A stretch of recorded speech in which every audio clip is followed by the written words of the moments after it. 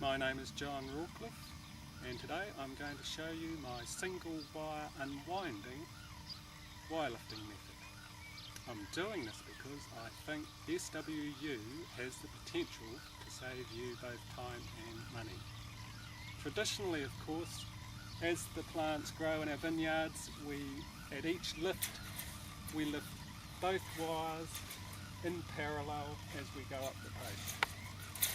My idea is that after the first lift you'll only need to move one wire.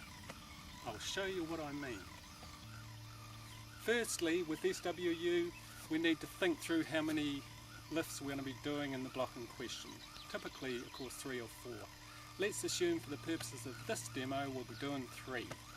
What you do is deliberately add twists in the first bay of the row, like this.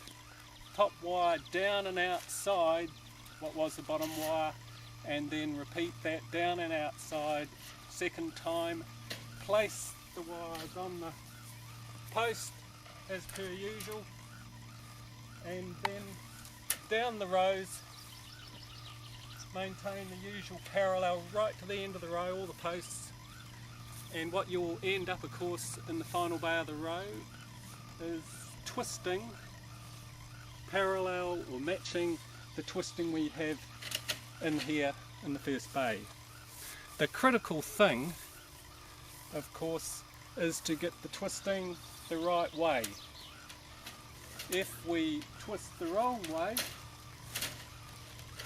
on the second and third lifts we'll get this horrible effect down the rows, horrible scissors effect, whereby we will shoot in half right down the row, and that's not good.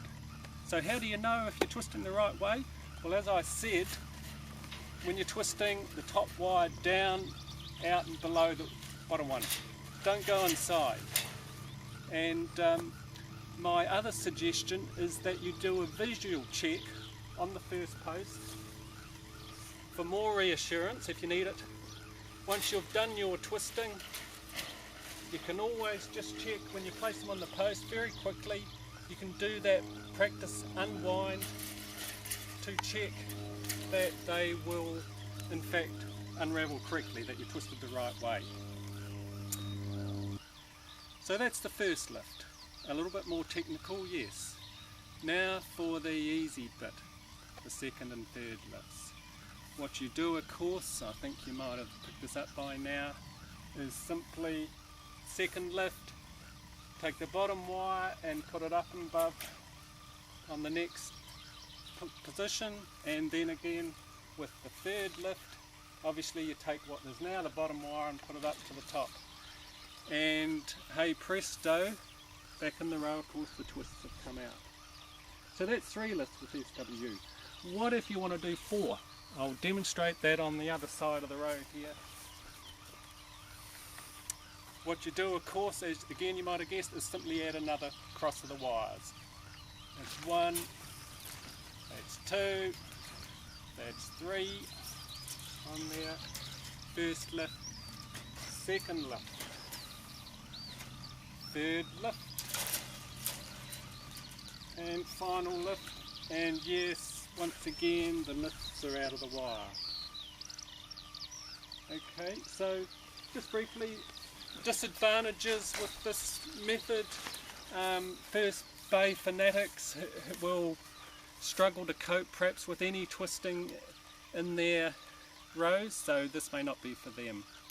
Secondly, it is possible, I'm not sure, that the tucking potential you have with traditional parallel lifting with the bottom wire is somewhat lost, so this method might not be so suitable for people that like to lift early. And finally, perhaps more importantly, this method might seem complicated. My suggestion there is that you get your most reliable wire lifter, that might be you, to do all the twisting and the placement of the wires on all the first posts, in the block you want to do at both ends of the row. And then you have your average wire lifters simply doing the easy work.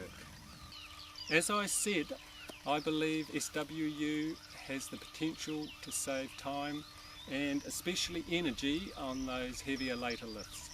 But I admit that the idea only came to me a few months ago and I haven't tested it in full reality, in the full reality of a growing season. But if you decide to try it, let me know how it goes and let me know any issues that arise. Happy wirelifting.